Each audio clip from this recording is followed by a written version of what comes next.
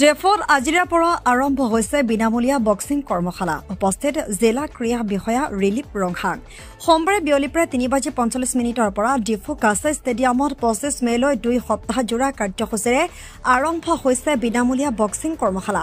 কাৰ্বি আংলং জিলা ক্ৰীড়া সন্থাৰ উদ্যোগত আৰু জিলা ক্ৰীড়া বিষয়াৰ সহযোগত আৰম্ভ হৈছে এই কৰ্মশালা। আজিৰ উদ্বোধনী কাৰ্যসূচীত উপস্থিত থাকে জিলা ক্ৰীড়া বিষয়া ৰিলিপ ৰংহাং, কাছাৰ সাধাৰণ সম্পাদক ডক্টৰ পংকজ তেৰণ, ফুটবল সম্পাদক হৰেণ ইংটি, কাৰ্বি আংলং জিলা বাস্কেটবল সম্পাদক মণিৰাম গগৈ, জিলা বক্সিং সম্পাদক টংকেশ্বৰ শাকলাৰী আৰু কৰ্মশালাটোৰ মুখ্য প্ৰশিক্ষক ৰাহুল তেৰণ।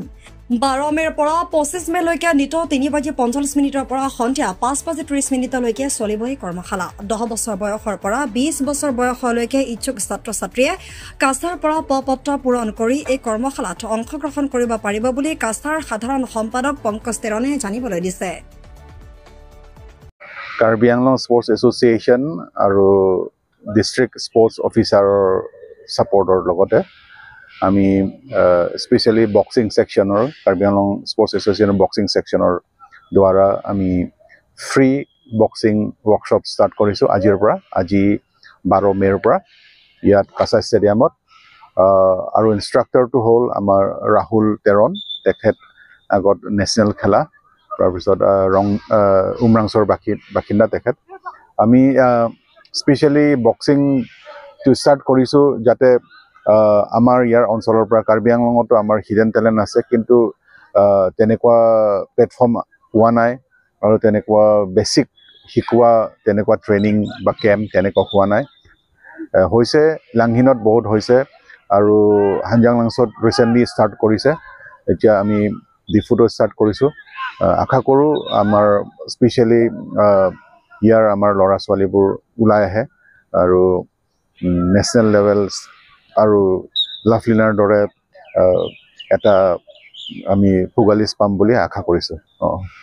আমি ষ্টাৰ্ট কৰিছোঁ আজি 12 মেৰ পৰা অহা 25 মে তাৰিখলৈকে, মানে 2 সপ্তাহৰ প্ৰগ্ৰাম। আৰু টাইমটো হ'ল 3:45 পৰা 5:50 সদায় হ'ব, 5:30 বজালৈ হ'ব। আৰু আজি অপেনিং চেৰেমনি হ'ল।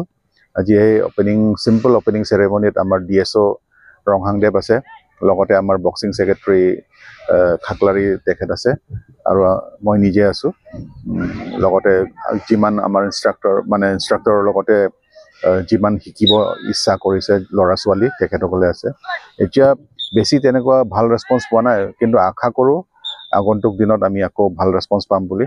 স্পেচিয়েলি মষ্ট অফলি এতিয়া ল'ৰা ছোৱালীবোৰ এক্সাম চলি আছে কিবাৰ কাৰণে, বাট ছামাৰ ভেকেশ্যনৰ টাইমত আকৌ আমি ষ্টাৰ্ট কৰিম আৰু হ'ম তেনেকুৱা কোচিং কেম্প, যাতে আমিও ইয়াৰ পৰাও আমাৰ বক্সাৰবোৰ ওলাই যাতে। এইটো এতিয়া ৰেছপনচিবিলিটিটো হ'ল ঘৰৰ পৰা আহে, ঘৰত মাক দেউতাকো চেষ্টা কৰিব লাগিব। এতিয়া উপায় নাই, মাক দেউতাৰ কথাও নুশুনে, কিছুমান বহুত তেনেকুৱা আছে। কিন্তু বাট ফ্ৰম আৱাৰ ছাইড আমি যিমান পাৰোঁ এট্ৰেক্ট কৰিবলৈ বিচাৰি আছোঁ। আৰু স্কুল লেভেল, স্পেচিয়েলি স্কুলকেইটা আমি টাৰ্গেট কৰি আছোঁ। আৰু স্কুল লেভেলৰ যিমান টুৰ্ণামেণ্টবোৰ হয়, সৰু মৰা যিমান টুৰ্ণামেণ্ট হয়, এইটো আমি ষ্টাৰ্ট কৰিবলৈ এতিয়া গোটেই পাইপলাইনত আছে। আমি we are going to start all দিছ। চবেই আহিব পাৰে, জইন কৰিব পাৰে।